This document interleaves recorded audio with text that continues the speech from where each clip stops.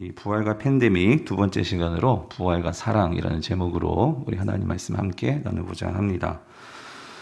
지난 4월 첫째 주일부터 이 강단을 통해서 부활에 관한 설교를 전하고 있습니다.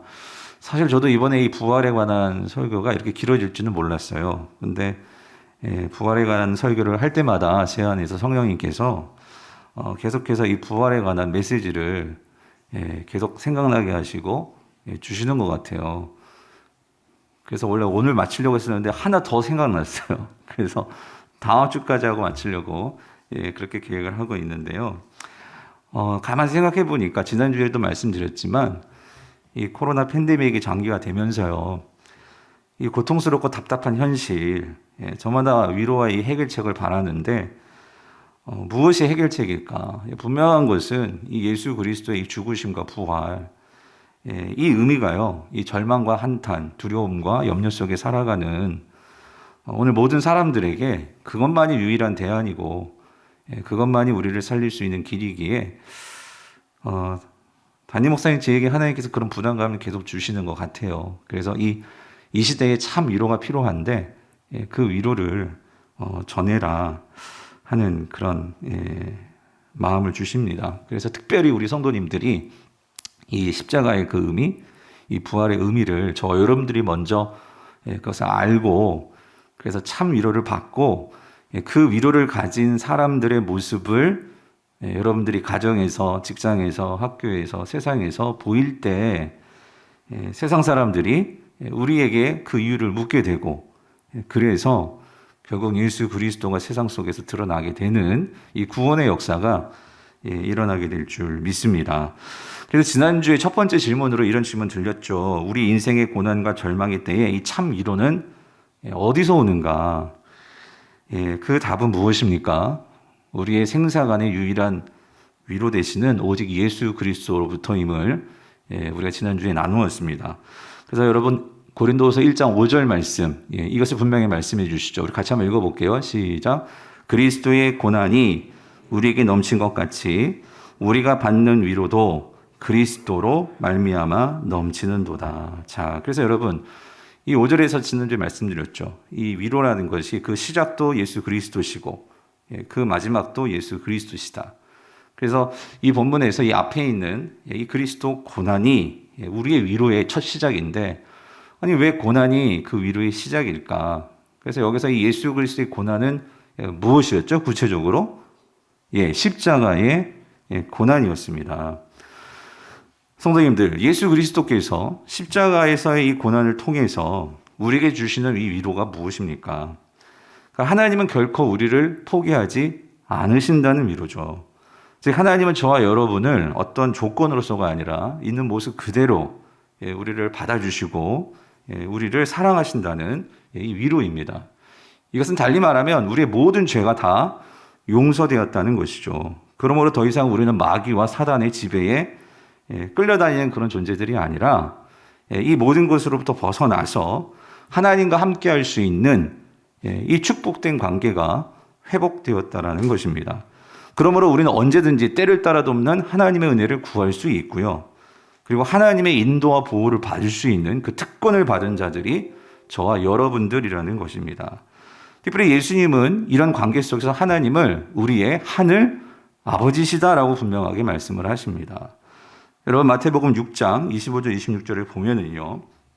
이렇게 말씀하시죠. 우리 같이 한번 읽어볼까요? 시작. 그러므로 내가 너희에게 이르노니 목숨을 위하여 무엇을 먹을까 무엇을 마실까 몸을 위하여 무엇을 입을까 염려하지 말라.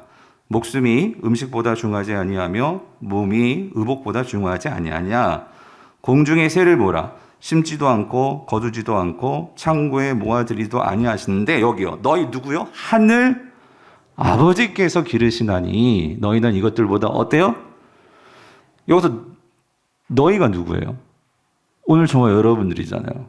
근데 이것들보다 이 세상의 피조물들보다 너희들이 뭐가 돼요? 귀하다는 거죠. 사랑하는 성도님들, 이게 얼마나 큰 위로입니까? 오늘 예수 그리스도의 십자가를 믿는 자, 십자가를 의지하는 자들은요, 우리가 이 세상에서 어떤 일을 당하든지 그 속에서 나를 보호하시고 나를 인도해 주시는, 나를 지지해 주시는 저와 여러분은 하늘 아버지가 있으심을 여러분 믿으시기를 바랍니다. 그 아버지는 우리를 결코 이 세상에 고아로 내보내지 않으신다는 거예요. 우리의 영적 보호자가 되어 주신다는 거죠. 그러므로 우리가 세상에서 만나는 환난, 고통, 고난, 그리고 좌절, 낙심, 불안, 이 모든 것에서 우리는 거기에 빠져서는 안 된다는 거예요. 사단은 끊임없이 이런 것을 가지고 너희들은 버림받았고 너희들은 하나님과 관계가 없고 결국 죄에 빠져서 살 수밖에 없고 그렇게 우리를 몰아가고 우리를 불안하게 만듭니다. 뿐만 아니라 그렇기 때문에 우리는 더더욱 세상에서 무언가를 소유해야 되고 넉넉히 가져야 되고 무엇을 얻어야지만 우리가 평안을 얻을 수 있고 그래야지만 두려움을 이길 수 있다라고 사단은 그렇게 세상에서 우리를 몰아갑니다. 우리가 높은 자리에 있어야지만 우리가 사람들보다 뭔가를 더 가져야지만 그래야지만 내가 인정받고 그래야지만 내가 위로를 받는다라고 사단은 그렇게 세상에서 우리를 유혹하죠. 그러나 성도님들, 이것이 대단히 잘못된 생각이라는 거예요. 여러분, 이것은요, 에덴 동산에서부터 아담과 하와를 사단이 넘어뜨렸던 전략이 바로 이 전략이었어요. 무슨 말이죠? 사단은 참 위로가 선악과를 따먹어야지만, 그 선악과를 가져야지만 너희들이 하나님처럼 되어서, 아니 하나님부터 독립해서 너희들 스스로가 살 수 있는 힘을 갖게 되는 거야 라고 사단은 그렇게 아담과 하와를 유혹했다라는 거예요. 그런데 여러분 기억하십시오. 선악과는 하나님께서 그것을 단지 따먹지 말게 하시기 위해서 두신 것이 선악과입니까? 하나님만이 하나님 되는 그 좋은 것들을 누리고 하나님만이 그것을 가지고 인간을 종으로 삼고 착취하고 그렇게 부려먹기 위해서 하나님이 그렇게 선악과를 만들어 두신 것일까요? 아니라는 거예요. 하나님이 에덴 동산에 선악과를 두신 목적이 무엇입니까? 그것은 인간을 향한 하나님의 마음을 전하고 싶으신 거예요. 인간을 향해서 나는 너희들과 함께하기를 원하는 그런 존재야. 내가 너희들과 함께 해줄게. 언제든지 너희가 힘들고 어려우면 나에게 찾아와. 나를 기억해. 이거를 말해주시는 그 표징이 무엇입니까? 선악과라는 거예요. 그런데 인간은 그 하나님의 마음을 완전히 무시해버렸죠. 우리와 함께 하기를 원하시는, 우리가 힘들고 어려울 때마다 하늘 아버지를 바라보면서 그 아버지가 나와 함께 하신다는 이 위로를 가지고 우리가 살아가야 되는데 그 하나님의 배려와 하나님에 대해서는 완전히 그 마음을 무시하고 오히려 그 하나님이 만드신 이 세상의 것들, 그것들을 갖지 못해서 불안해하면서 하나님 되고자 선악과를 따먹는 그 인간의 이 탐욕이요. 여러분, 그게 죄 아닙니까? 그런데 더 놀라운 것이 무엇이죠? 하나님은 그렇게 무시당하셨음에도 불구하고 하나님은 이 표징을 다시 세우신다는 거예요. 여러분, 그것이 무엇입니까? 저는 그것이 예수님의 십자가라고 믿습니다. 여러분, 십자가는 하나님께서 새롭게 세우신, 이 땅 가운데 새롭게 세우신 선악과입니다. 그런데 이 십자가, 이 선악과는 이전의 선악과는 완전히 다르죠. 이전의 선악과는 결국 인간의 죄로 인해서 죄로 끝나고 죽음으로 끝난 그 선악과였어요. 근데 예수님의 십자가는 어떤 선악과입니까? 맨 처음 인간이 그 하나님을 무시함으로 인해서 죄로 인해서 죽을 수밖에 없는 그 영원한 심판에 처했는데 하나님의 아들이신 예수님께서 자원하심으로 인간의 몸을 입고 이 땅에 내려오셔서 그 십자가에서 고난을 당하심으로 오늘 저와 여러분을 대신해서 죄값을 치러 주심으로 오늘 하나님의 형상을 가진 오늘 저와 여러분들이 다시 하나님과 관계할 수 있고 하나님은 여전히 저와 여러분들을 사랑하시고 여러분들의 아버지가 되길 원하시며 하나님과 교제하는 그 일을 하나님은 원하신다. 이거를 다시 보여주는 표징이 무엇입니까? 십자가라는 거예요. 그런데 여전히 우리가 그 십자가가 있는데도 아담과 하와와 같이 우리가 이 세상에 그 어떤 내가 하나님이 될 수 있어 하는 그 무엇을 소유함으로 하나님과 상관없이 살아간다면 여러분, 우리는 하나님이 주신, 다시 한번 주신 이 십자가의 선악과 하나님이 우리와 함께 하시고 나는 너의 아버지시고 너와 함께 하겠다는 이 하나님의 배려를 우리는 또다시 뭐 하는 거예요? 무시하는 거죠. 여러분, 세상에서도 여러분을 누가 무시하면 어때요? 그게 얼마나 기분이 나쁩니까? 여러분, 그렇지 않아요? 그런데 우리가 그 하나님을 무시한다? 여러분, 이것보다 큰 죄가 어디 있습니까? 그러므로 예수님은요, 이거를 우리가 아까 하늘 아버지가 계시는데, 그렇기 때문에 너희들이 무엇을 이 땅에서 먹을까, 입을까, 소유할까, 그것보다도 너희들이 더 먼저 마음을 두고 기억하고 구해야 될 게 있다. 그래서 이어서 마태복음 6장 31절, 33절에서 이렇게 말씀하신 거예요. 그러므로 염려하여 이르기를 무엇을 먹을까, 무엇을 마실까, 무엇을 입을까 하지 말라. 이는 다 이방인들이 구하는 것이라. 이방인들은 하나님, 하늘 아버지가 없잖아요. 모르니까. 근데 너희 하늘 아버지께서 이 모든 것이 너희에게는 있어야 할 줄 이미 다 아신대요. 그러므로 33절, 우리 같이 한번 읽어볼게요. 그런즉 너희는 뭐래요? 먼저 그의 나라와 뭐요? 그의 의를 구하라. 그리하면 이 모든 것을 너희에게 어떻게 해요?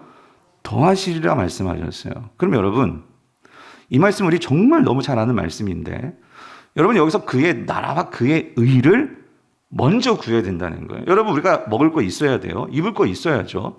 가지는 거 있어야 돼요. 근데 우리의 마음이 먼저 거기에 가면 그게 선악과가 된단 말이에요. 그거에 앞서서 먼저 너희는 이거 먼저 생각하고 이거 먼저 구해야 돼. 그게 뭐냐면 그의 나라와 그의 의라는 거예요. 그럼 질문, 여기서 그의 나라와 그의 의가 뭡니까? 여러분, 뭐죠? 뭐예요? 자, 여러분 이거 꼭 오늘 잘 정리해서, 그의 나라, 결국 하나님의 나라죠. 그래서 하나님께서 오늘 우리의 아버지가 되어주신다고 했잖아요. 그러면 여러분 잘 한번 생각해 보세요. 내가 뭐의 다스림을 받고 살아가는 자들인가? 주님은 말씀하시는 거예요. 너희들이 아버지의 다스림을 받는 것을 구해라. 예? 여러분 이해되세요? 세상의 다스림을 받아서 그 세상의 생각으로 오염되고 그렇게 세상의 방식으로 살아가는 것이 아니라, 너희들이 이제 하늘 아버지가 생겼으니 그 하나님께서 너무나 다 우리의 필요한 것을 다 아시니 너의 마음을 세상의 그 선악과에 두고 저거를 먹지 못하면 내가 망할 것 같고 그렇게 생각하지 말고 하나님을 신뢰함으로 그 하나님의 다스림을 구해라. 그 다스림을 받으면서 살아라. 그런데 여러분, 하나님의 다스림의 그 본질이 뭘까요? 그것이 사랑이라는 거예요. 사랑. 하나님의 다스림은요, 이렇게 막 우리를 힘으로 누르고 그런 다스림이 아니에요. 근데 왜 하나님의 다스림을 우리가 구해야 되느냐? 여러분, 세상이 다스리는 방식은 절대 사랑이 아니에요. 조건이에요. 그리고 힘이에요. 내가 뭔가를 가져야지만 인정받는 그런 다스림이에요. 그런데 우리가 하나님의 다스림을 받으면 받을수록 우리의 생각이 바뀌어 나갈 수가 있어요. 뭐죠? 아니라는 거죠. 사랑으로 모든 것이 회복될 수 있는, 하나님께서 그렇게 보여주신 게 십자가였잖아요. 그러므로 그 하나님의 다스림을 너희들이 구하고 그의 의를 구하라. 여러분, 의는 뭡니까? 의는 뭐죠? 제가 항상 쉽게 말씀드리죠. 관계예요, 관계. 하나님과의 관계. 예. 하나님은 항상 우리와 관계하기를 원하신단 말이죠. 그러면 여러분, 우리가 하나님의 사랑의 다스림을 받으면 하나님과의 그 관계 속에서 결국 이 하나님의 관계가 하나님의 사랑을 통해 무엇을 만들어내냐면 우리로 하여금 그 하나님을 신뢰하게 만든다는 거예요.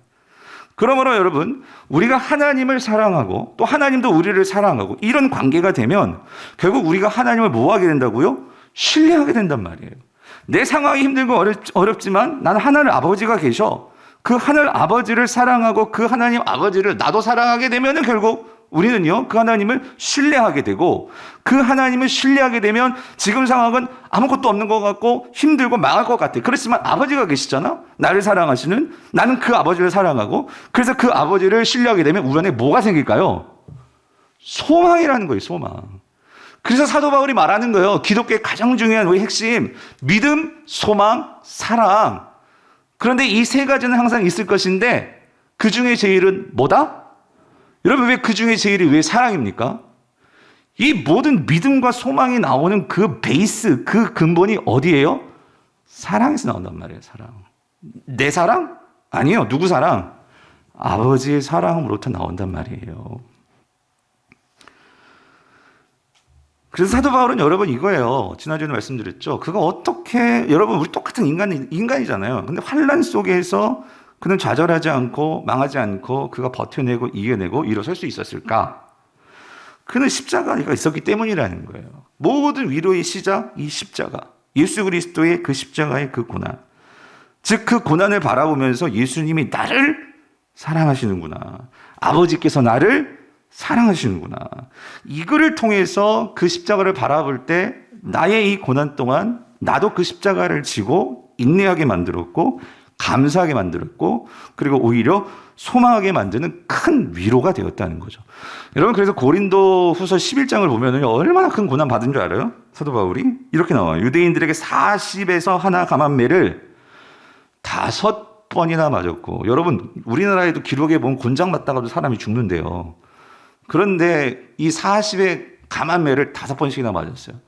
3번 태장으로 맞고, 1번 돌로 맞고, 3번 파산당하고, 일주일을 깊은 바다에서 지냈으며, 여러 번 여행하면서 강의 위험과 강도의 위험과 동족의 위험과, 이게 뭐냐면 살해의 위험이자 살해, 이방인의 위험과 시내의 위험과 광야의 위험과 바다의 위험과 거짓 형제 중에 위험을 당하고, 또 수고하고 애쓰고 여러 번 자지 못하고 줄이고 목마르고 여러 번 굶고 춥고 헐벗었노라. 예. 그 죽을 똥 살 똥 하여튼 엄청난 고난, 여러분 이런 걸 다 자기가 받았다는 거죠. 그런데 이 본문 뒤에 보면은요, 이런 고난 속에서 그가 자랑하는 것이 있다라고 말을 합니다. 여러분 29절 30절을 보면 이렇게 말을 해요. 이어서 누가 약하면 내가 약하지 아니하며 누가 실족하게 되면 내가 애타지 아니하더냐. 30절 내가 부득불 자랑할진데 내가 뭘 자랑해요? 뭘 자랑한대? 약한 것을 자랑한대. 여러분 만약에 신앙의 어떤 아까 봤죠? 막 그런 엄청난 고난을 당했어요. 그럼 우리는 예를 들어서 내가 그런 걸 잘 이겨냈어. 거기서 내가 성공했어 하면 우리는 그런 성공담, 무용담, 이런 거를 자랑하기 쉽잖아요. 여러분 그렇지 않아요? 근데 바울은 그게 아니라 뭘 자랑하느냐? 약한 거를 자랑한대요. 이게 무슨 말일까요? 무슨 말이죠? 바울은 오히려 그러한 고난들을 당하면서 자기 자신을 알았어요. 내가 얼마나 약한 존재인지. 내가 사도라고 하고 내가 하나님 은혜를 받았다고 하지만 그때마다 지난주에 봤잖아요. 바울도 무너지는 거예요. 바울도 바닥을 치는 거예요. 여러분 그거 다 경험하지 않아요? 저도 얼마나 그런 경험이 많은지 몰라요. 그런데 그런 속에서도 바울도 그렇고 바울을 통해서 제가 배우는 것도 그렇고 뭐냐면 지난주에 봤죠? 약하기 때문에 뭘 깨닫습니까? 내가 누구를 의지할 수밖에 없어요? 하나님을 의지할 수밖에 없단 말이에요. 여러분 내가 뭐 한 가지라도 쥐고 있는 게 있으면 하나님 의지하지 않는 게 인간의 본성입니다. 근데 모든 것을 놓았을 때 바울은 거기에서 누구를 진짜 의지하는 게 뭐냐? 하나님을 의지한다는 게 뭐냐? 이걸 분명하게 깨닫고 경험하게 되었다는 거죠. 그럴 때 바울은 뭐에서 자유하냐? 나의 약한 것들로 자유하는 거예요. 내가 이전에 이런 괴수 중에 괴수였고, 내가 이전에 과거에 이런 죄를 범했고, 내가 과거에 이런 상처가 있고, 남들에게 말하지 못한 이것 때문에 내가 과연 이거를 오픈할 수 있을까 없을까? 이런 오마장나질 것들이 우리에게 있으면 우리의 삶에 자유함이 없죠. 사람들을 의식하게 되고, 사람들을 만날 때도 내가 가면을 써야 될지 벗어야 될지, 우리는 그럴 수밖에 없는 존재들이에요. 근데 바울이 그것들을 과감하게 벗을 수 있는 이유가 있었는데, 그것은 뭐냐면 내가 그 약함이 오히려 그 예수 그리스도의 십자가를 더욱 의지하게 만들어서 나를 강하게 하는, 그래서 우리가 12절에 보면 내가 그런 약할 그때 나를 강하게 함이라, 오직 예수 그리스도의 그 십자가가 내게 주는 그 위로가 있을 때, 그 사도 바울의 삶이 달라지는 것을 그가 경험했을 때 그는 말하는 거예요. 내가 부득불 자랑하는데 만약에 나에게 자랑하라고 한다면 나 약점을 자랑할래. 여러분 이게 세상과 너무 다른 방식 아닙니까? 예. 세상은 약점을 감춰야 되죠. 그래야지만 내가 드러날 수 있죠. 내가 더 돋보일 수 있죠. 그런데 사도 바울은 그게 아니라는 거예요. 뭐죠? 십자가가 그걸 말해주는 거예요. 세상은 십자가는 수치죠. 십자가는 세상 사람들은 다 혐오하는 거죠. 근데 하나님의 아들 예수 그리스도께서 어디서 죽으셨어요? 십자가에서 죽으셨단 말이에요, 여러분. 우리가 믿고 따르는 우리의 대표, 우리의 대표가 어디서 죽으셨다고요? 십자가에서 죽으셨다고요. 이거 뭘 보여주는 걸까요? 우리가 따르는 방식은 세상의 방식이 아니라는 거예요. 우리가 따르는 방식은 하나님의 다스림은 뭐죠? 사랑이라는 거죠. 하나님과의 관계라는 거죠. 그러므로 너희들이 이거를 먼저 구해야 된다. 사도 바울은 우리에 앞서 이거를 먼저 깨달았던 자였어요. 그러므로 그는 평생을 이 복음을 위해서 살 수 있었고, 그가 있었기에 여러분 오늘 기독교의 모든 신학적인 기초뿐만 아니라 오늘 우리의 모든 근간이 되는 하나님의 말씀뿐만 아니라 오늘 이런 놀라운 역사가 일어날 수 있었다라는 거죠. 그러면 여러분, 사도 바울이 이 자신의 고난을 통해서 이 그리스도의 고난을 바라보면서 거기로부터 위로를 받았는데, 그런데 바울이 거기서 끝내는 게 아니었어요. 그는 또 경험한 게 있죠. 예수 그리스도의 이 주시는 이 위로가 십자가에서 끝나는 것이 아니라 우리에게 더 큰, 바울에게도 뿐만 아니라 이 더 큰 생명력과 변화의 능력을 만들어내는 것은 그 다음이 있었어요. 여러분 그게 뭡니까? 여러분 5절 다시 보여주세요. 그리스도의 고난이 우리에게 넘친 것 같이 우리가 받는 위로도 뭐로 말미암느니라? 그리스도로 말미암아 어떻게 된대? 넘친대. 십자가에서 끝나는 게 아니라 더 넘치는 역사가 있다는 거예요. 여러분 이게 뭐냐는 거예요. 이게 뭐죠? 예수 그리스도의 부활이라는 거지. 부활이라는 거예요. 무슨 말이냐면 그 예수 그리스도가 하나님의 아들로 오신 그 예수 그리스도가 인간의 몸으로 입고 오셔서 십자가에 달려 그냥 죽음으로써 끝난 것이 아니고, 죽음 자체가 우리에게 주는 의미 어마어마하죠. 죄 사함 받았죠. 하나님과의 관계 회복됐죠. 하나님이 우리 아버지심을 우리에게 보여주시죠. 내가 너를 포기하지 않았어. 내가 너를 사랑해. 이거를 분명하게 보여주는 게 십자가인데, 거기서 끝난 게 아니라 그거를 확증해주는, 무슨 말이죠? 진짜 그 십자가에 달리신 그 인간 예수 그리스도가 하나님의 아들이셨음을 분명하게 확증해주는 그 증거가 뭐냐는 거야. 여러분 그게 뭐예요? 부활이라는 거죠. 부활. 근데 바울은 누구예요? 그 부활하신 예수 그리스도를 어디서 만났어요? 다메섹 도상에서 만났잖아요. 바울아. 그때는 사울이었어요. 사울아. 너 왜 자꾸만 나를 이렇게 괴롭혀? 너 왜 자꾸만 나를 이렇게 못 믿어? 그 부활하신 예수 그리스도를 만나니까 여러분 사도 바울의 인생에 완전히 새로운 새 창조가 일어난 거죠. 새로운 역사가 생겨난 거죠. 여러분 부활은 이런 거예요. 그렇게 예수님 십자가 밑에서 예수님 몰라고 도망갔던 베드로와 그 모든 사도들을 새롭게 새 창조하는 그 결과가 뭐를 통해서 이루어진 거예요? 부활이죠. 예수 그리스도의 부활이죠. 그러면 여러분 이 부활이 우리에게 그 위로를 넘치게 한다. 근데 여러분 잘 이해하세요. 예수님의 부활이 십자가보다 더 능력이 있다. 결코 그 말은 아니에요. 예수님의 가장 중요한 그 인생에 저와 여러분들을 위한 가장 중요한 예수님의 사역의 핵심은 십자가예요. 그런데 그 십자가가 분명한 하나님의 사랑이었고 저와 여러분들을 구원하는 하나님의 구원의 증표이고 예수 그리스도가 진정한 하나님의 아들이심을 꽝꽝꽝 도장 찍어주는 그 사건이 뭐라는 거예요? 부활이라는 거죠. 부활이라는 거죠. 그러므로 오늘 이 부활을 믿는다면 여러분 우리가 정말 이 부활을 믿는 사람들이라면 여러분 주님께서 말씀하셨어요. 너희는 하늘 아버지가 있고 너희들이 구해야 될 것은 이 세상의 다스림이 아니라 뭐예요? 하나님 나라의 다스림을 구해야 돼. 왜냐하면 예수님께서 이 땅에서 말씀하시고 가르쳐주시고 전하신 이 하나님 나라가 곧 예수 그리스도가 보여주신 그 삶이었거든요. 즉 하나님 나라가 나로 인해서 이미 이제 시작이 되었다는 거예요. 너희들은 나를 믿으면 나를 믿는 하나님과의 관계가 회복이 되므로 하나님 나라의 백성들이 된다는 거예요. 그러면 하나님 나라의 백성들이라면 장차 우리에게 완성될 하나님 나라가 있지만 이미 나로 인해서 하나님이 나라가 있다는 것이 증명이 되었고, 그러므로 너는 이 땅에서부터 어떤 나라의 방식을 따라 살아야 돼? 어떤 나라예요? 로마의 방식이에요? 아니요. 뭐예요? 하나님 나라 방식. 하나님과의 의를 구하고 관계를 구하고 하나님 나라의 방식을 따라 살아야 된다는 거죠. 근데 여러분 문제가 뭔지 아세요? 예수님이 와서 이렇게 하나님 나라의 방식을 보여줬어요. 여러분 그게 뭐죠? 예수님께서요 그 먹지 못해서 굶주리는 사람들을 위해서 오병이어 기적을 보여주셨어요. 예수님이 이 땅에 오셔가지고요 그 사람들로부터 격리되고 하나님의 저주를 받았다고 그렇게 아주 천대되고 무시당했던 이 나병 환자들, 그들에게 찾아가셔서 예수님을 손잡아 주시고 그들의 병을 고쳐주셨어요.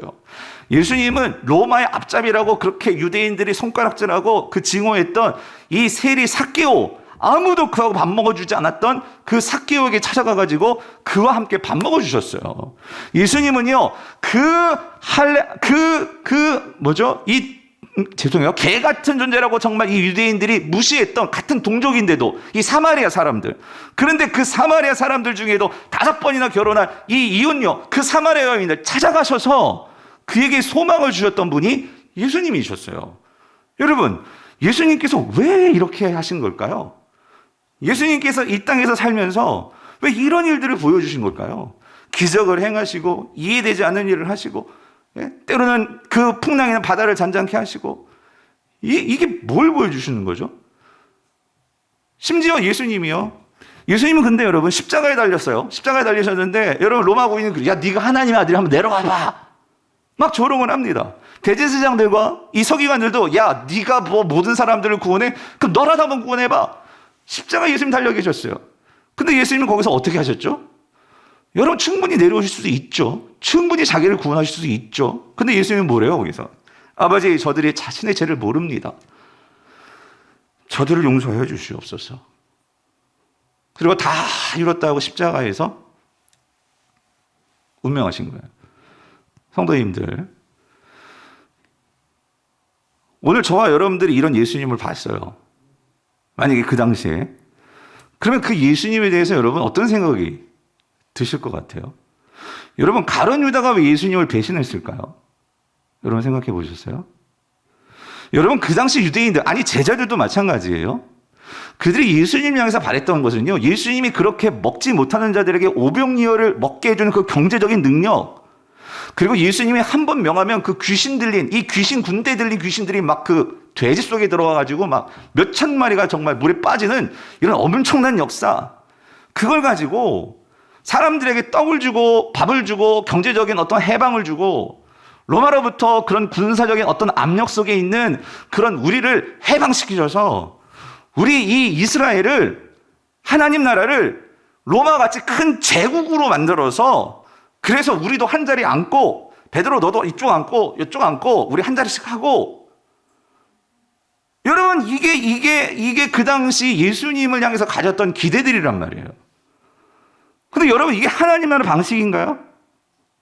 왜 예수님께서 그 나병 환자들에게 찾아가서 왜 그들을 고쳐주시고, 사마리아 그 여인을 찾아가서 왜 그 여인에게 그 얘기 다 들어주시고, 너도 예배할 기회가 있을 거야 말씀하시고, 그리고 그 삭개오에게 찾아가가지고 너희 집에 구원이 임해, 그리고 너도 하나님의 아들이야 자녀야, 왜 이거 왜 하시는 거냐고요.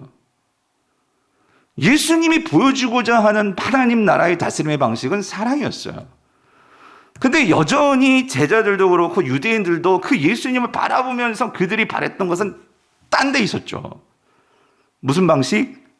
제국의 방식이었죠. 근데 여러분 문제는 뭐냐면, 오늘 이 시대에도 우리가 예수님을 바라보면서 똑같이 지금도 사복음서를 읽으면서 혹시 우리도 그때 이 예수님의 제자들처럼, 그때 유대인들처럼 예수님을 향한 이런 기대를 가지고 하나님 나라라고 하니까 이 나라가 막 제국을 세우고, 다음 주일에 자세히 말씀드리겠지만 여러분 이것도 신기하지 않아요? 왜 하나님은 에덴 제국을 만들지 않고 창세기 1장에 에덴 동산을 만드셨을까요? 여러분 성경은 정확하게 표현하고 있어요. 동산, 가든이에요. 가든. 그냥 조그만 산이에요. 하나님께서 처음부터 그럼 좀 큰 나라를 만드시지, 하나님께서 처음에 생각이 너무나 소박하시더라고. 창세기 1장에서 사람 만드시고 아담과 하와에게 동산을 만들어주고 그거 잘 경영하는 거래. 그거 잘 경작하고 그거 잘 운영해. 여러분 뭘 말씀하시는 겁니까? 하나님은 뭐를 하나님은 정말로 우리에게 요구하시는 걸까? 저도 목사지만 저를 비롯해서 우리가 너무나 하나님을, 예수님을 이 시대의 어떤 제국의 방식, 이 시대의 어떤 성공의 방식, 이 시대의 어떤 그런 나라의 다스림을 가지고 우리가 예수님을 거기에 껴맞추면서 우리의 신앙으로 이끌려고 하는 우리의 욕심들이 있지 않나. 교회도 막 그렇게 크게 막 그냥 어떻게 크다는 게 틀린다는 게 아니에요. 그렇게 커져서 뭘 할 거냐 하는 거죠. 오늘 우리의 이 목적과 방식들이 알게 모르게 우리가 너무나 세상에서 그렇게 살다 보니까 우리 보는 게 다 세상의 방식들이잖아요. 예. 그렇게 우리가 오염되어 있지 않냐는 거죠. 그런데 여러분 보세요. 예수님께서 정말 이 마지막 십자가를 앞두고 마지막 제자들에게 이제 만찬을 하셨습니다. 최후의 만찬. 근데 이 제자들이 그 만찬에서 뭐 하고 있느냐? 서로 싸우고 있는 거예요. 뭘 갖고 싸우냐면 이제 예수님께서 예루살렘 들어가신다. 성전에 들어가신다. 뭔가 쿠데타가 일어날 것 같아. 그러니까 그때야 너 있잖아. 너 뭐 할래? 나 이 자리에 너. 아유 그전 내가 앉을 거야. 서로 자리 놓고 싸우고 있었어요. 제자들이 예수님 당장 내일 죽으셔야 되는데. 여러분 그 마음이 어떨까요? 저는 그게 바로 하나님의 선악과를 두고 하나님 되겠다고 그 선악과 먹을까 말까 고민하는 그 하와의 모습이 결국 그 예수님은 십자가를 앞두고 하나님의 그 뜻을 이루기 위해서 지금까지 그 사랑을 보여주셨는데도 이 제자들은 거기엔 관심이 없었기 때문에 그 예수님의 그 모습은 전혀 눈에 안 들어와.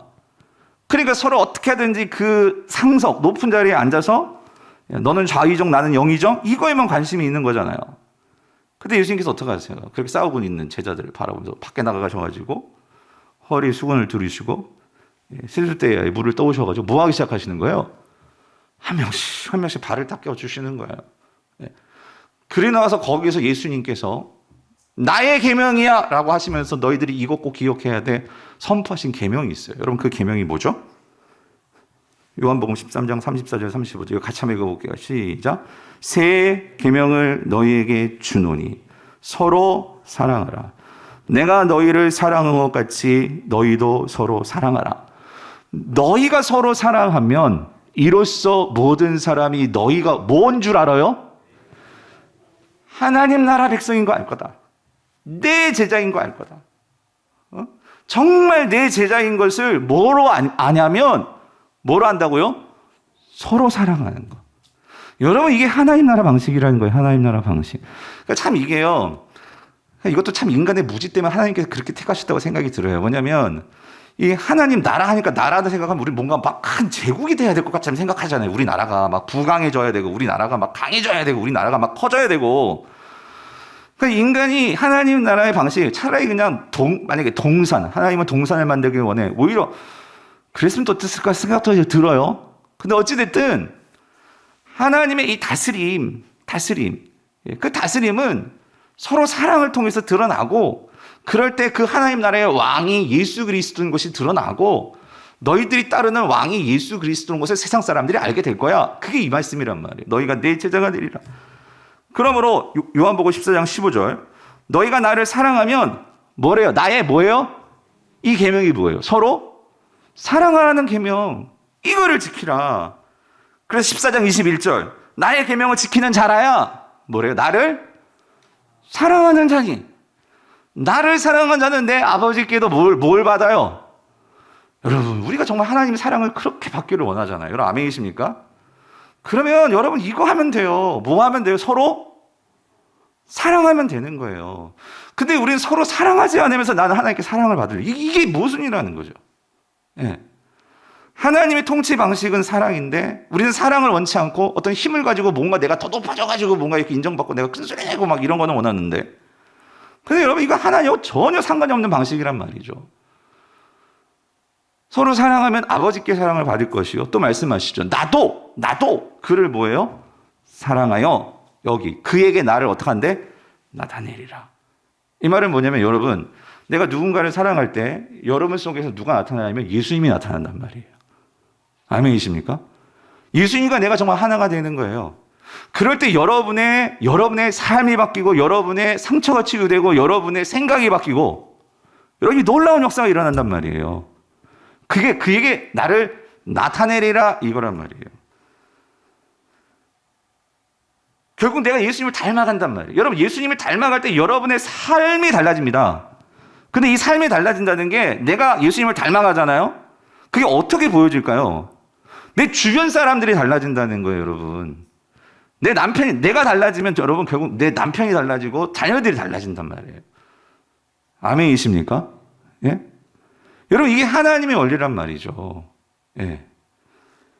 그래서 요한일서 4장 7절 8절 사랑하는 자들아 같이 읽어봅시다. 시작. 사랑하는 자들아, 우리가 서로 사랑하자. 사랑은 하나님께 속한 것이니 사랑하는 자마다 하나님께로부터 나서. 그게 여러분 보세요. 사랑해야지만 우리가 누구를 안 돼요? 그러니까 사랑하지 않으면 누구를 몰라? 여러분 왜 교회를 오래 다녔는데도 왜 우리 안에서 하나님을 잘 모르고 하나님 모습이 나타나지 않을까요? 뭐 하지 않으니까? 사랑하지 않으니까요, 여러분. 예. 그래서 사랑하지 아니한 자는 하나님을 알지 못하나니. 왜냐하면 하나님은 뭐래요? 사랑이십니다. 하나님은 사랑이십니다.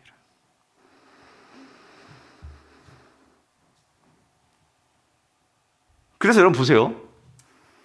예수님이 십자가에서 그 죽으심을 제자들이 맨 처음에 잘 이해를 못했어. 그러니까 세상의 방식으로, 하나님의 다스림을 세상의 방식으로 이해했었어요. 근데 예수님께서 부활하시고 그 제자들이 정말 예수님이 하신 말씀이 뭐고, 그는 십자가를 부러뜨리고 로마에 대해서 한 거에서 하나님께서, 예수님께서 그렇게 승리하기 원하셨는데 그게 아니라 예수님은 오히려 십자가에서 사랑을 보여주심으로, 부활하심으로 그 사랑이 진짜야. 사랑이 로마를 이길 수 있고 세상을 이길 수 있고 사단을 이길 수 있는 진짜 그게 힘이고, 그것이 우리가 이 세상을 이길 수 있는 위로야. 이거를 깨닫게 되니까 제자들이요, 그 부활을 통해서 이 사실을 깨닫게 되니까, 이 깨닫게 됨으로 진정한 하나님 나라를 이 땅 가운데 살아가는, 즉 사랑의 방식으로 살아가는 자들이 이 지구상에 출몰한 거예요. 그게 뭐예요? 교회란 말이죠. 교회. 그래서 여러분 초대교회가 태어났을 때 첫 번째 모습이 어땠습니까? 이랬대요. 사도행전 2장 22절 27절. 믿는 사람이 다 함께 있어 모든 물건을 서로 통용하고 또 재산과 소유를 팔아 각 사람의 필요를 따라 나눠주며 날마다 마음을 같이하여 성전에 모이기를 힘쓰고 집에서 떡을 떼며 기쁨과 순전한 마음으로 음식을 먹고 하나님을 찬미하며 또 온 백성에게 칭송을 받으니 주께서 구원받는 사람을 어떻게 해요? 날마다 더하게 하시느라. 여러분 여기서 제가 왜 노란색을 칠했느냐? 온 백성에게. 이 온 백성이 누구일까요? 예수 믿는 사람들일까요? 아니라는 거예요. 세상 사람들이란 말이에요. 근데 세상 사람들이 이 예수? 그 십자가에 달렸던 죽은 그 예수? 근데 그거를 믿는 사람들은 모이면은 서로 죽고 못 살아. 예? 서로 자기 것, 너 이거 갖다 써. 너 이거 필요해 갖다 써. 뭐 이러면서, 예. 이런 것들을 보면서 그들은 항상 이 힘든 로마의 그 핍박 속에서도 서로 위로가 되고 서로 힘이 되고 서로 기뻐하고, 이런 모습들을 그 당시 예루살렘에 있는 이 세상 유대 사람들이 바라보니까 너무나 다른 거예요. 네, 너무나 저들의 모습들이 너무나 좋아 보이는 거예요. 그러니까 그들에게 칭송을 받고 나도 거기 들어가려고, 나도 그 공동체에 들어가려고, 그런 사람들이 날마다 어떻게 됐다고요? 더하게 되었다는 거예요. 여러분 이게 뭐죠? 그 제자들은 이게 하나씩 이해가 되는 거야. 예수님께서 제자들에게 주기도문을 가르쳐 주셨어요. 뜻이 하늘에서 이루어진 것 같이 어떻게 해요? 땅에서도 이루어지게 하여 주옵시고. 우리가 이거 매번 주기도문 하나 외우잖아요. 여러분 기억하십니까? 제가 주기도문 그때 강의할 때 이거 설명해 드렸는데 이게 무슨 말이죠? 뜻이 하늘에서, 하늘의 뜻은 사랑입니다. 여러분 우리가 천국 가면 왜 천국이 천국이에요? 그건 사랑만 있는 곳이에요. 그런데 그 하나님의 뜻이 어디에서 이루어지기를? 땅에서도 이루어지기를 원합니다. 여러분이 매일 하시는 주기도문이 그거예요. 근데 제자들도 그거를 깨닫지를 못했지. 그런데 예수 그리스도의 십자가와 부활을 보고 이걸 깨닫게 되니까 그들은 하나님 나라가 그냥 죽어서만 가는 게 아니라 지금 이곳에서 우리가 함께 모여서 예수 그리스도의 십자가와 사랑을 믿는, 그 부활을 믿는 자들이 함께 모여서 사랑을 나눌 때 거기에 뭐가 임한 거죠? 뭐가 임한 거예요? 하나님의 나라가 임한 거지. 하나님 나라가 여기서부터 시작이 된 거지.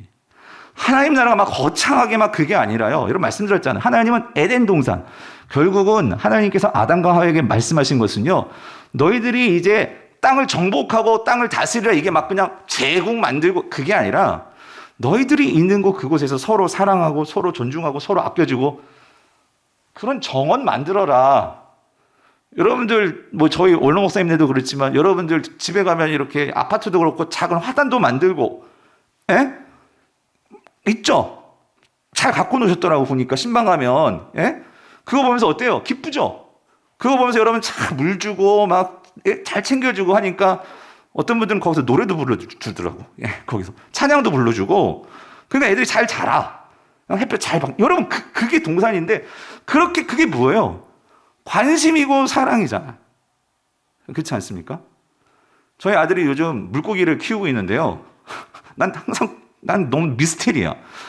그런데도 어떻게 몇 번 죽어 나갔어요. 근데 어쨌든 얘가 관심이 있어가지고, 예, 그걸 키우고 관심을 갖고 하더라고. 좀 지 방이나 좀 치우지. 그런데 하여튼 그렇게 관리를 해주니까 걔네들은 매번 우리 아들이 가서 밥 주고 그걸 하거든요. 예. 성도님들, 하나님 나라가 뭐 거창하고 그게 아니에요. 여러분들이 지금 매일매일 만나는 가정부터 시작해서 직장, 학교, 내 주변, 그런 사람들에게 관심 가져주고, 그리고 내가 좀 여유된 밥도 좀 사고, 차도 좀 사고, 그렇게 서로 그렇게 위로해주고, 힘들어하면 토닥거려주고, 여러분, 그게 하나님 나라라니까요.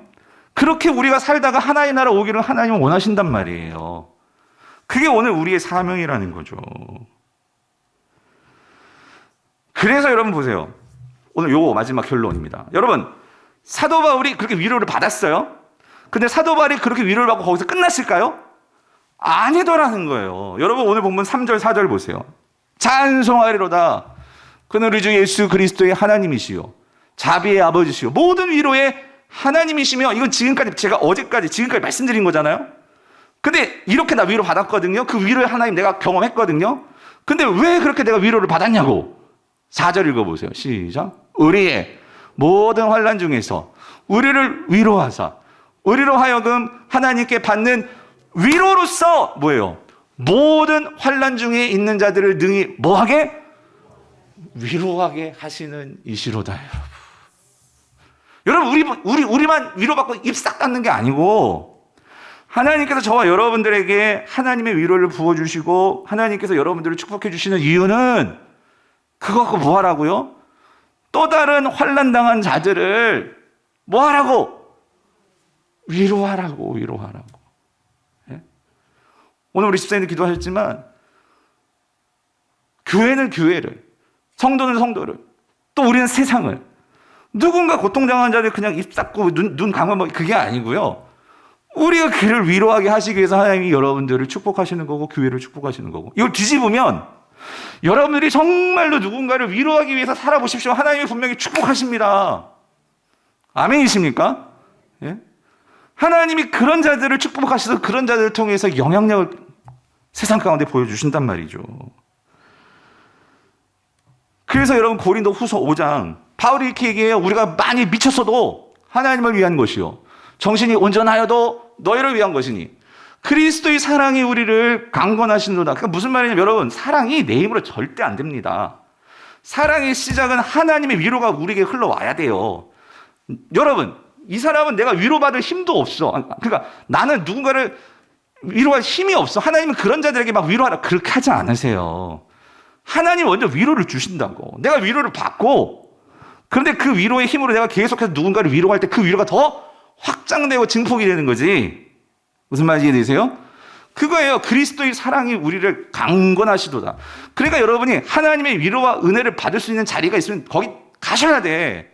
그게 예배의 자리고, 하나님의 은혜를 받은 자들이 모인 곳이 어디예요? 그게 숙모임이고, 또 우리 제자훈련이고, 그런 사람들이 모였어. 세상 사람들 이러쿵저러쿵 하는 그런 자리 말고 하나님의 은혜를 알고, 그래서 교회에서는 혼자 있으면 안 된다는 게 뭐냐면, 같이 은혜를 아는 자들 옆에 딱 붙어가지고 하나님의 은혜가 뭔지를 자꾸 듣고 그 은혜를 바라보면서 나도 그 은혜를 사모할 때 은혜가 들어온단 말이에요. 그러면 그 은혜를 가지면 나도 어떻게 될까? 누군가를 섬기게 되잖아요. 그럼 그게 너무나 기쁜 거야. 좋은 거야. 그러니까 그걸 갖고 계속해서 그게 선순환이 이루어지는데, 문제는 사사는 뭐냐면요, 이거를 차단해. 뭐 교회 그렇게 열심히 할 필요가 있어. 그냥 혼자 예배하고 혼자 그냥 앉아가지고 하나님께 예배하고 그러면 되지. 여러분, 그게 사단의 유혹이고, 사단이 하나님의 위로를 차단한 차단막이란 말이에요. 그래서 그리스도의 사랑이 우리를 강건하시는도다. 우리가 생각하건대 한 사람이 모든 사람을 대신하여 죽었은즉 모든 사람이 죽은 것이라. 이게 제가 말씀드린 십자가 부활 아닙니까? 그가 모든 사람을 대신하여 죽으시면, 자 이제 보세요, 살아있는 자들로 하여금 다시는 그들 자신을 위하여 살지 않고 여러분, 하나님은요 분명히 말씀하십니다. 우리가 이 땅을 살아가는 것은 나 자신을 위해서 이제 살아가는 거 하나님 원치 않으신다는 거예요. 그럼 어떻게? 오직 그들을 대신하여 죽었다가 다시 살아나신 누구요? 그를 위하여 뭐라고요? 살게 하려 함이라요. 그러면 아까 예수님 말씀하셨죠. 너희들 나를 사랑하니? 예. 그럼 너희 뭐 해야 돼? 뭐 해야 돼? 서로 말씀하셨잖아요. 요한복음에서. 내가 새 계명을 주노니.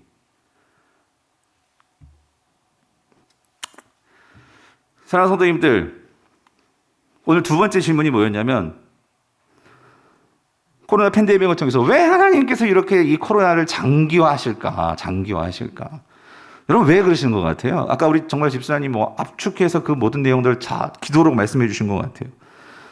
여러분 우리가 새벽마다 금요기도마다 날마다 하나님 코로나 빨리 지나가게 해주셔서 기도하는데도 여전히 이게 계속 이게 언제 끝날지 모르는 이런 터널 속으로 우리가 지나가고 있단 말이에요. 예. 이거 왜 그러는 걸까?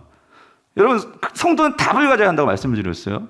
분명히 말씀드렸죠. 하나님께서 이걸 통해서 특별히 우리 성도들에게 분명히 말씀해 주신 바가 있는 것 같아요. 아니 세상 사람들에게도. 여러분 모든 이런 사단이 난 그 이유가 뭐예요? 하나님의 창조 세계는요 서로 조화롭게 동산이 되어서 그렇게 살기는 원하는데 서로 제국 만들고 서로 막 산을 쌓고 막 바벨탑을 만들고 그런다고 하니까 나무 다 깎아버리고 먹지 말아야 돼 야생동물 다 잡아먹고 막 이런 탐욕과 이런 모든 것들이 건드리지 말아야 건들고 하다 보니 바이러스가 동물에게서 사람으로 오고 사람이 동물에게로 가고 막 뒤죽박죽이 되는 거 아닙니까? 예. 이건 예수님 믿는 사람이나 안 믿는 사람이나 모든 사람이 다 공감하는 거 아니에요? 과학자들도 문제다. 기후, 온난화, 변화 이게 심각하고 이런 상황 속에서 성도는 정신을 차리고 뭘 생각해야 되냐면 그러면 이걸 통해서 하나님께서 우리에게 뭘 지금 훈련시키는 걸까? 여러분 하나님이 분명히 말씀하십니다. 제국의 방식으로는 이 세상에 남아돌 수가 없어요. 네? 서로 경쟁하고 서로 그렇게 착취하고 이용하는 그런 사고를 가지고는 여러분 세상 절대로 다 망합니다. 이런 때에 하나님께서 교회와 성도들에게 주시는 메시지는 사랑이라는 거. 서로 사랑해야지만 살아남을 수 있다. 네? 나라는 나라대로, 기업은 기업대로, 개인은 개인대로. 여러분 거창한 게 아니고요. 작은 것부터예요. 오늘 청소예요. 청소도 그래요. 여러분 결국 청소가 우리 교회를 깨끗하게 닦는 거 그것도 있겠지만 여러분 이 청소 내가 닦음으로 인해서 여러분 무슨 생각을 하면서요? 여러분 내가 그렇게 닦고 바깥에 우리가 정돈하고 할 때 이 앞을 세상 사람들이 지나갈 것이고 여러분 세상 사람들이요 우리 교회 화장실로 요 라인 있잖아요. 여기 지름길이에요. 저쪽에서 이렇게 가려면 이렇게 돌아가지 않고 교회를 지나다니는 사람이 많아요. 예? 그것도 나는 은혜라고 생각해. 그래서 그 라인을 좀 어떻게 정말 좀 깨끗하게 좀 어떻게 좀 해서 사람들이 지나갈 때 쾌적하게. 여러분 뭐냐면 우리가 그렇게 작은 것부터 그래서 우리가 다른 성도들이 또 우리 교회 왔을 때 우리 아이들이 정말로 교회 왔을 때 아직 못 오지만 그런 쾌적한 공간. 그러니까 여러분 사랑이 있으면은요 우리는 환경을 돌아볼 수밖에 없어요. 왜? 나를 위해서? 아니 우리가 함께 잘 살아야 되니까. 그래서 제가 소망하는 거는 우리 교회 청소도 청소지만 여러분 오늘 청소 못 오시면 괜찮아요. 오실 수 있는 자원하셔서 사면 돼. 그런데 이거 한 가지 도전하고 싶은 게 이거예요. 여러분 하나님 나라가 막 거창하게 시작되는 게 아니고 여러분 집 주변부터 시작이 되는 거예요. 여러분 집 주변에 한번 쓰레기를 한번 보세요. 아무도 안 주워. 아무도 안 줍는다고. 그럼 내가 시간을 주어서 동네 한 바퀴를 도시든가. 그럼 사람들이 그러겠지. 저 사람은 왜 저래? 근데 그게 매일 돼보세요. 아니 매일은 어렵더라도 일주일에 한 번이라도.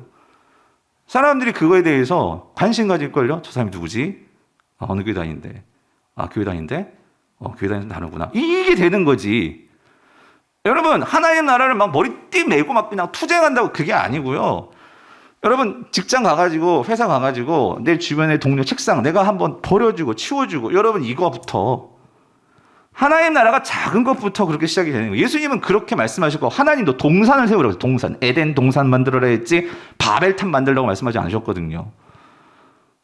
오늘 사랑하는 모든 성도님들이 우리의 작은 그러한 사랑이 표현될 때 여러분 하나님 나라의 확장이 누구를 통해서? 여러분을 통해서, 나를 통해서 이 땅 가운데 세워지는 능력이 나타날 줄 믿습니다. 이 일에 쓰임받는 저 여러분 될 수 있기를 여러분 간절히 바랍니다.